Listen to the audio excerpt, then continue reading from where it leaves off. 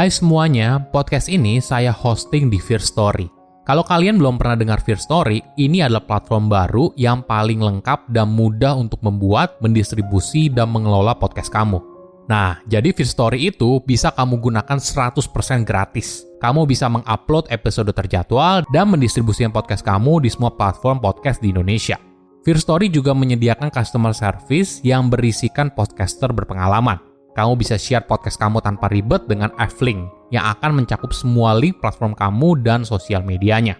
Dengan Firstory Ads, kamu bisa mengakses monetisasi yang mudah dan beneran bisa kamu cairin tanpa biaya tambahan, gak pakai repot. Jadi tunggu apa lagi? Yuk maksimalkan podcast kamu dengan platform hosting dari Firstory. Daftar sekarang di firstory.me dan buat podcastmu jadi kenyataan.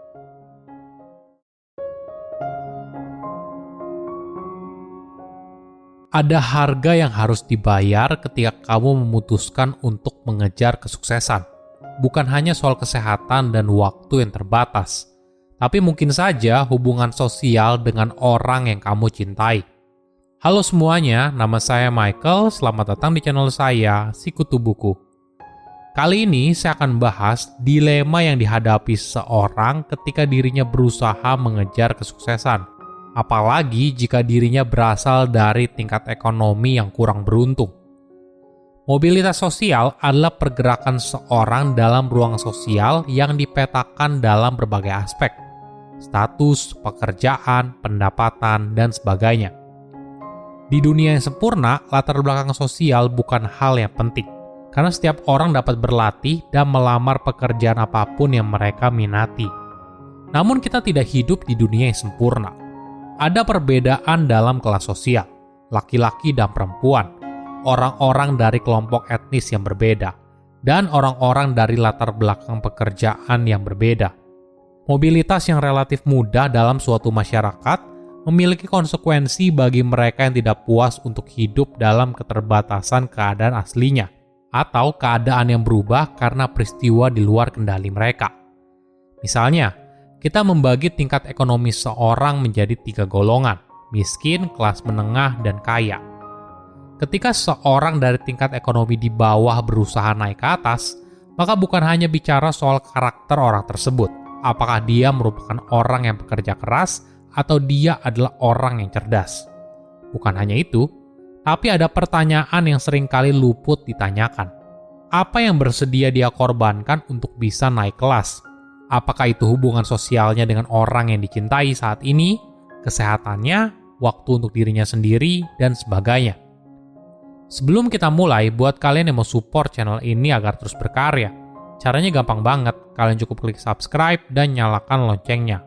Dukungan kalian membantu banget supaya kita bisa rutin posting dan bersama-sama belajar di channel ini. Bayangkan seorang anak yang tumbuh dewasa, punya pendidikan yang lebih tinggi dari orang tuanya, dan punya pekerjaan dengan gaji yang lebih tinggi.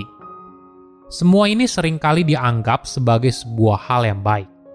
Tapi 1 abad yang lalu, seorang penyair bernama Hristo Smirnensky menuliskan sebuah perumpamaan yang mengangkat sebuah pertanyaan penting soal sifat dasar dari upward mobility.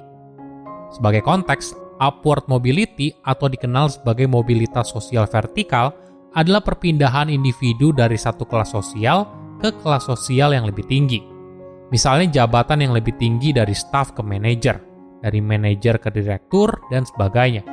Jadi, Hristo menulis kisah Tale of Stairs, bercerita tentang seorang pria muda miskin yang berada di tangga paling bawah marmer yang indah. Di sana, dia melihat orang kaya yang ada di atas tangga. Orang kaya itu menikmati hidup, sedangkan orang yang berada di bawah tidak punya makanan yang cukup dan terlihat begitu menderita. Namun ketika pria muda itu ingin menaiki tangga, ada iblis yang menghalanginya. Iblis itu lalu bertanya, "Apakah kamu ingin naik ke atas?" Pria muda itu lalu menjawab, "Iya." Tapi iblis itu mengatakan kalau ada sesuatu yang harus dia berikan sebagai gantinya. Pria muda itu lalu protes dan bilang kalau dirinya tidak punya apa-apa, tapi dia bersedia memberikan hidupnya. Iblis itu lalu bilang kalau dia tidak butuh hidup pria muda itu. Iblis itu hanya ingin telinganya ditukar dengan telinga pria muda itu. Akhirnya dia setuju dan pria muda itu naik beberapa anak tangga. Sekarang pria muda itu tidak lagi mendengar rintihan dari orang yang ada di bawahnya, orang yang menderita karena kelaparan atau menderita. Pria muda itu tidak puas, dia ingin naik ke tangga yang lebih tinggi lagi. Iblis itu lalu menawarkan sepasang matanya dengan mata yang baru. Pria muda itu menerima dan sekarang dia tidak bisa lagi melihat orang di bawah yang menderita. Ketika dirinya hampir mencapai puncak, iblis itu memberikan tawaran terakhir. Dia ingin mengganti memori dan hati pria muda itu. Awalnya pria muda itu ragu, namun akhirnya dia menerima. Sekarang pria muda itu berada di lantai paling atas. Dia bersama orang kaya dan berpengaruh. Namun dirinya tidak lagi bisa mengenali masalah yang ada di bawah. Pria muda itu telah melupakan orang-orang yang ditinggalkannya. Cerita ini merupakan pengingat dari bahaya kekayaan dan kemewahan. Kerja keras, kerja cerdas, dan ambisius telah lama menjadi elemen penting dalam kisah seseorang untuk keluar dari kemiskinan. Namun yang mereka lupa, apa yang bersedia kamu korbankan untuk naik kelas. Misalnya, ketika kamu sudah bekerja dan mungkin kamu sering bekerja lembur, maka kamu mungkin mengorbankan kehidupan sosialmu. Kita mungkin terjebak dalam dua hal, kewajiban untuk melakukan sesuatu demi orang yang kita cintai, dan di sisi lain, kamu punya keinginan untuk sukses di jalanmu sendiri, atau bahkan kamu merasa punya dua identitas yang berbeda. Identitas ketika kamu bekerja, dan identitas ketika kamu berada di dekat orang yang kamu cintai. Bayangkan jika kamu adalah seorang siswa yang berada di sekolah elit, padahal kamu berasal dari keluarga yang biasa aja. Tentu saja ini sebuah kesempatan yang baik dengan tingkat edukasi yang lebih tinggi, peluang yang lebih baik untuk masa depan, dan sebagainya. Tapi di sisi lain, kamu mungkin menyembunyikan siapa dirimu dari orang lain. Kamu tidak ingin dianggap berbeda oleh teman-teman sekelasmu yang lain. Kamu menyembunyikan siapa orang tuamu, di mana kamu tinggal, dan sebagainya. Ini adalah dua identitas yang berbeda. Identitas di mana kamu tumbuh dan besar. Di sisi lain, kamu membentuk identitasmu yang baru untuk menyesuaikan lingkungan yang baru. Di Amerika Serikat, ide kalau seseorang dari keluarga miskin kemudian tumbuh menjadi kaya raya merupakan mimpi yang indah. Tapi jika kamu terlahir miskin dan berasal dari golongan tertentu, kamu akan sulit sekali untuk naik kelas. Kamu dibesarkan dalam lingkungan yang miskin. Teman, kerabat, dan semua orang yang kamu temui berada dalam situasi yang mirip. Apabila kamu ingin sukses, artinya kamu harus keluar dari lingkungan tersebut. Biasanya melalui pendidikan, entah pindah ke sekolah yang lain, atau jika kamu beruntung, kamu bisa melanjutkan pendidikan ke universitas. Ini adalah dilema yang dihadapi seorang yang lahir dalam keluarga miskin. Untuk berubah hidup, mereka harus membuat keputusan sulit untuk meninggalkan lingkungan lamanya demi mengubah nasib.